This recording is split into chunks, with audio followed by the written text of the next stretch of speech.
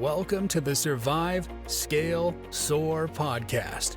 Hear and learn through the success of others how to build the life and business you deserve. Learn to overcome failure, what it means to seek out growth, and how to become the best possible version of yourself. And now, here's your host, coach, entrepreneur, husband and father, and author of the #1 best-selling book, Survive, Scale, Soar, Jeremy Williams. All right, and welcome back to the show. I've got an amazing guest today, a former coaching client of mine, more importantly, a friend and an amazing business owner. Actually, he owns a few businesses. I have Rick Raanes with the Texas Rockstar Group, powered by eXp Realty. And the topic of today is going to focus on his other business, Sticks and Stones Homes. And we'll dive into exactly what that is. Good morning, Rick. Hey, good morning, Jeremy. I'm super grateful for the opportunity to visit with you today. I'm pretty excited about some of the things that we've got going on, and love to share the success story that we just recently had. Yeah, and I'm glad to have you on here. You know, every time that I've done a show with you, whether it's been a video that we've launched or something we've done on social media, I always enjoy what you bring because there's so much value in it. So for those that are listening today, you want to make sure you listen to this whole episode, because Rick is going to drop some knowledge on you that's a little bit outside the box, which I love. And I think you're going to find value you're going to be able to now take and go and implement in your life. So Rick, tell me about Sticks and Stones Homes. So one of the big opportunities of being in the real estate business is being aware of opportunities that could possibly pop up. The iBuyer programs of the last several years are allowing some sellers to forego the traditional retail listing because they either need a lot of repairs. Timing could be critical, and one of the things that I wanted to do was, one of my coaches from a long time ago, and even something that you and I talked about, is that every real estate agent should go to a listing agreement with the thought process of, how can I buy this house myself? And if it's not something that you can buy, then you go the retail route. But I wanted to have something or another arm to what we were doing for an income producer, and also in the ability to grow passive income.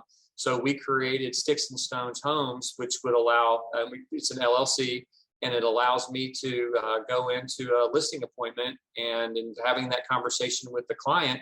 If there's an opportunity for a win-win situation, it has to be win-win. I'm not going to try to take advantage of someone. However, if there's an opportunity for them to sell the house, which will help them move forward, I want to explore all those opportunities with them. And so we created Sticks and Stones for that particular opportunity. So I know this started a while back. You had some property and you thought you were going to be there, and then you were going to build, and then you found this opportunity. I think it might have been in the Woodlands, and you were saying, well, I'll just buy it for myself and then I'll remodel it. And then you ended up selling it. Kind of talk to me about that process of, you talk about discovering opportunities. Well, I mean, unfortunately, a couple of years ago, I got divorced, and in that process, we did our division of assets and stuff. And so I knew I was kind of back behind the 8 ball again of, what do I need to do to create passive income for me as I get into my 60s. And at living outside of the Woodlands, I also wanted to be closer to my daughter.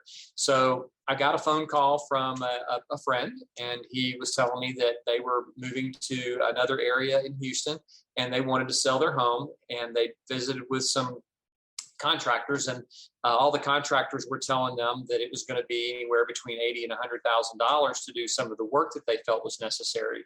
It was a 25-year-old home. It was still very original.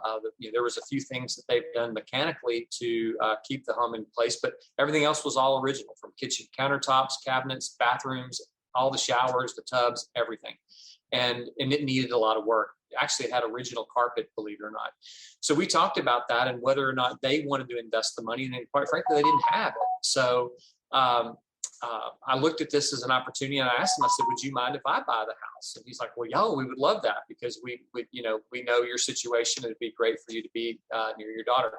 So we came to an agreement on price. What we ended up doing was we took at the date of the contract, we looked at what market comps were in that particular area, and we took out $100,000 in repairs, because we said, if you did this $100,000, this would get you to this particular number. So we reduced that, and I said, and then for my time and trouble, I need to have a good 10% or so. So we kind of came to that particular number, and one of the benefits of this was the market appreciation that was happening. So my goal was to buy the home, live in it for a year, take my time, still selling real estate, make an extra 5 or 10,000, invest in the home, make an extra little bit of money, and continue that investment process.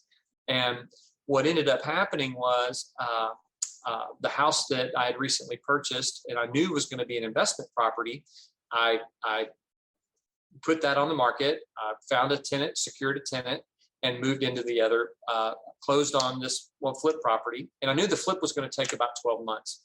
So what happened was another client called and said, hey, I understand you bought a home in the Woodlands and you're going to flip it. When do you think you're going to sell it? And I said, oh, well, probably not until 2023. I need to live in it for a while and take some time. I said, I didn't have $100,000 sitting in the bank for the repairs. And even at my cost, it may have been a little bit lower than that, but I didn't have that cash. So the client and the agent brings the client over to the house, and we chatted about some stuff. What were my goals for the house? What was I planning on doing? And as I was telling her all these things, she said, that sounds perfect. It's exactly what I'm looking for. What would be your sales price at that point in time? And I said, well, I need to think about it, and I'll get back to you. So just like most home sellers today, when they're asked the question, what's your move price? Everybody has one. And I came up with a number that I thought was fair. It was a number that was still market comps to kind of what I was expecting to sell the home for. And I called the agent and I said, here's where I'm willing to sell the home. And next afternoon, she said, my client will take it. With what, can they make a couple of other exceptions and make some changes to what you're doing? I said, yes. So we came to an agreement on it, and it shrunk my time from a year to do all this to 60 days, because I need time to get all this done.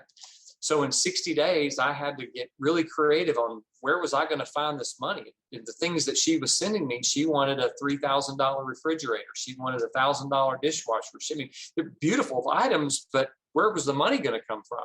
So anyway, so that's where the fun part of it all kind of came into play. And what happened with some of this stuff was I watched my credit score, which was a really decent credit score, lose almost 120 points because of the additional cash I was seeking. So it was a little bit risky. However, once we got through the end of the process and I was able to cash out on the sale and I paid everything back, our credit scores bounced back up. So it's been fun to watch it go from a 726 down to a 609. And now that everything's paid off, it's coming back up and it's a 693. And I still ended up making a little bit of money to where now this home that I'm closing tomorrow, I have the cash set aside for 100% of the improvements because of the income that I made off the first flip. So, and even with higher interest credit cards, I still made money. So yeah, that's the biggest thing that I find. I have people call me. We recently started to invest, and I'll get people call, and people have that interest. They're like, how do you do it? And we went the more traditional route. We were able to go secure a loan and do that. You went a non-traditional route, yet it still worked out for you. I think you said even with that, you made like 12%. I did on the investment.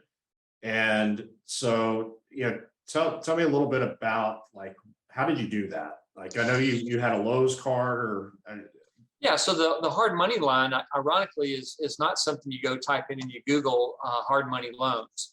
I think as real estate agents, and here's where I think is the potential for opportunity for people.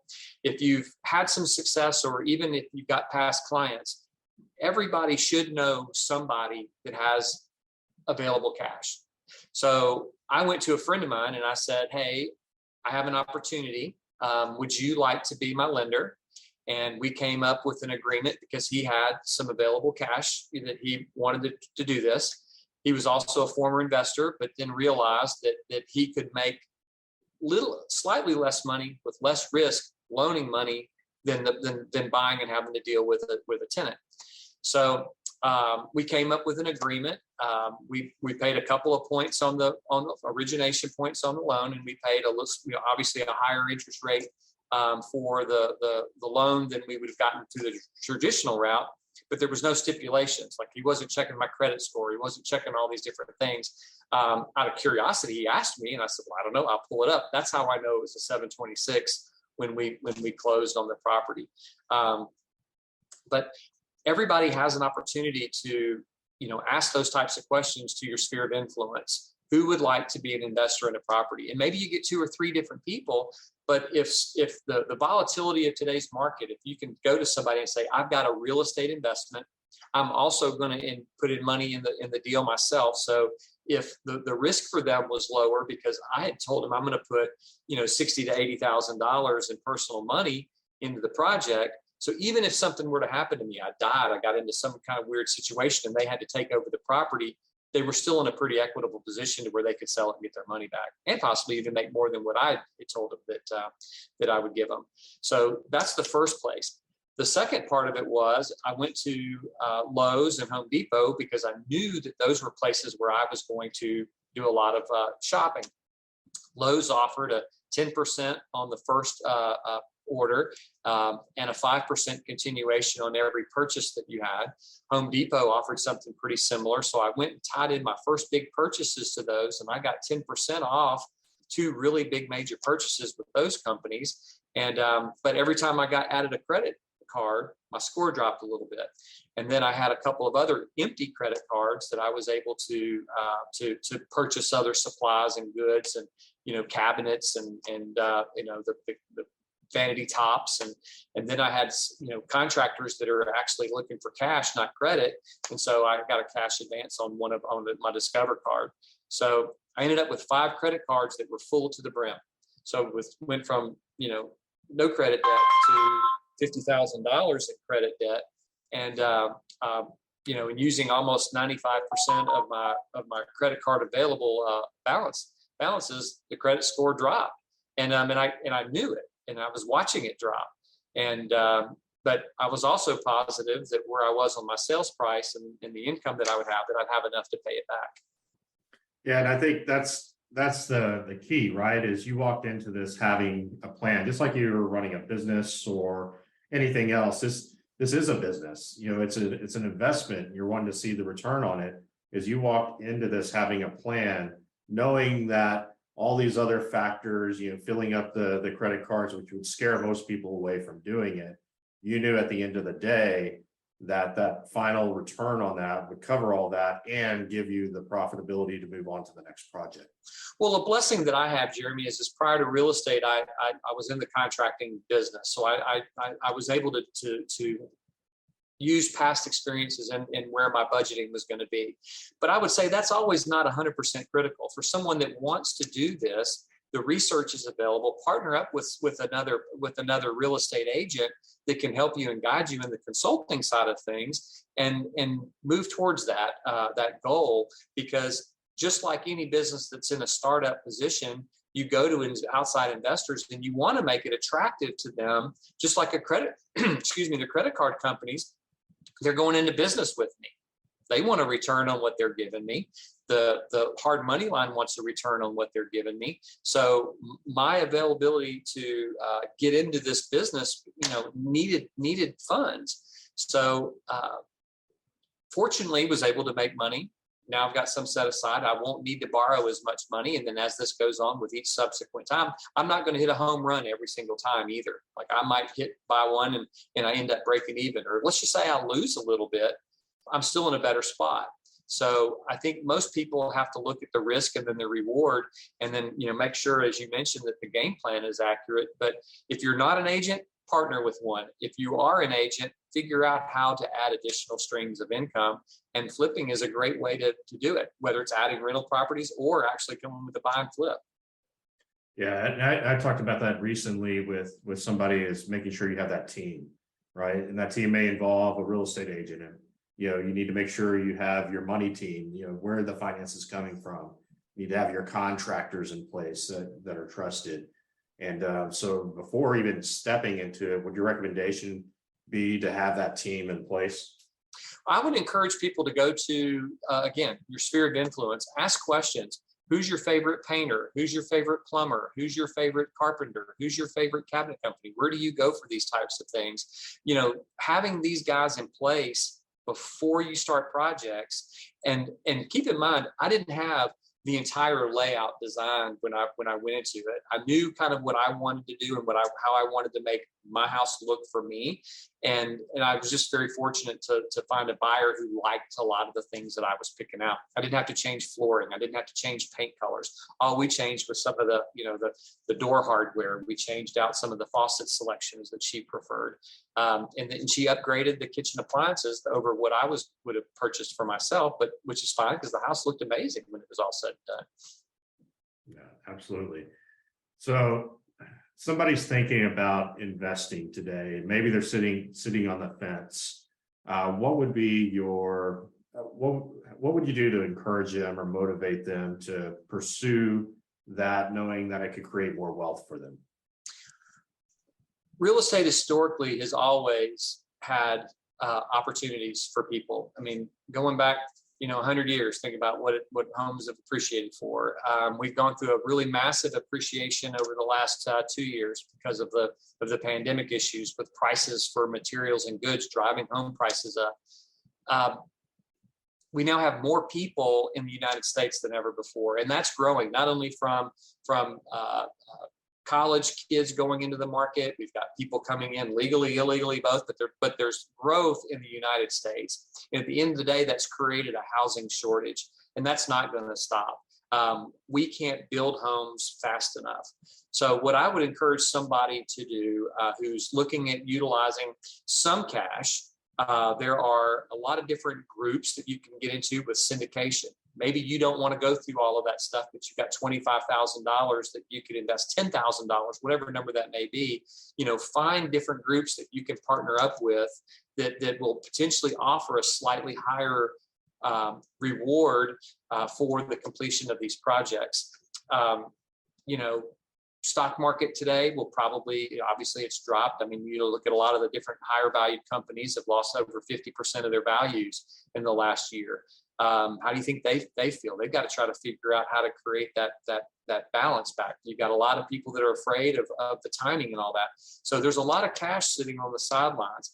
Ask friends, ask family members, ask people that you work with if that's anything that they would like to do to create this type of a partnership, and have some fun with it. I would say the most important thing about it is coming up with a good design plan.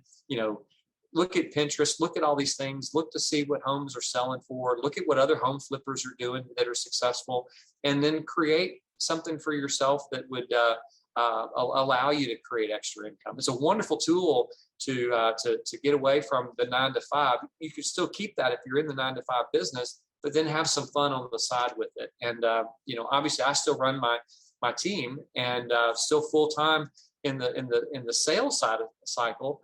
And so, I mean, this isn't a full-time job for me. It's extra. And I made enough money on this first one that if I had done it full-time, I possibly could have had it done faster, but I don't know if I would have had the resources to fund it. So it's kind of one of those catch-22 type things. So I work full-time on the sales side of things with the Rockstar Group and eXp Realty. And then the other business with Sticks and Stones, I've dedicated, 5 to 10 hours a week in getting that off the ground. Yeah, so that's awesome, man. And really great information for those that are listening. Is there's opportunities. There's always opportunities, and sometimes you just have to look for them. And I think you've provided some information today that might get people to open up their eyes to maybe some opportunities that are right in front of them. So I appreciate that. I know the audience appreciates that. Tell us a little bit about the Texas Rockstar Group.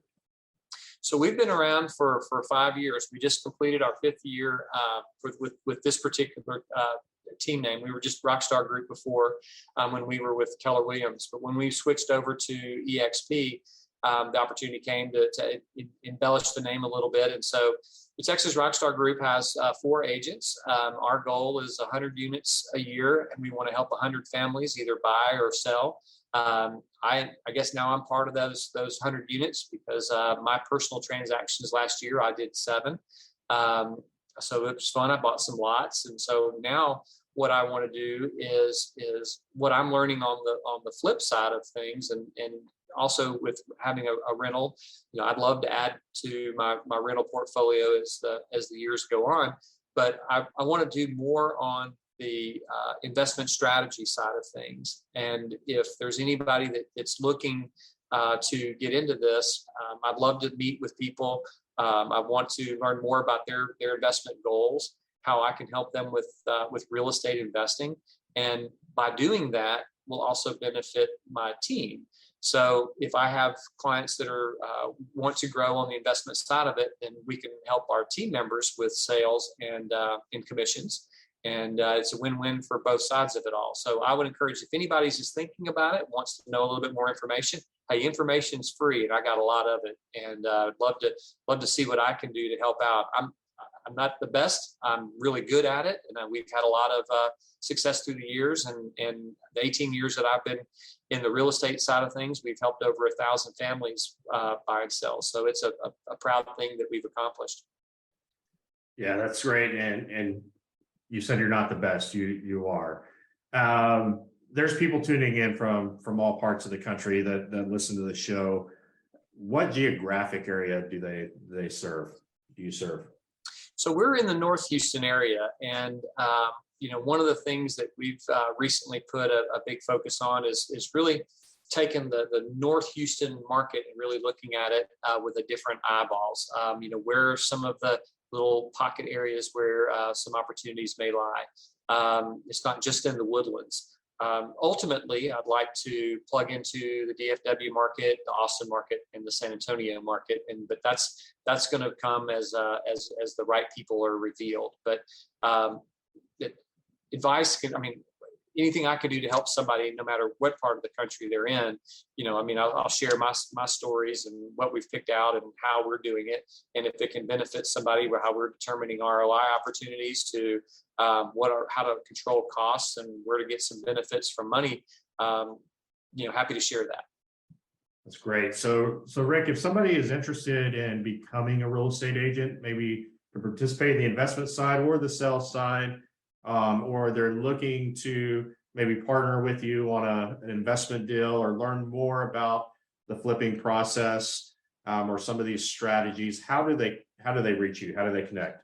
The best way to reach out to me is simple. I get accused of having my phone with me all the time. I'm not a 24/7 guy, but I get back with people as fast as I can. But my cell phone number is 281-960-1900. That's my direct line. And I'd love to help people in any way I can. Well, I think you helped a lot of people today. And Rick, I appreciate you being on the show.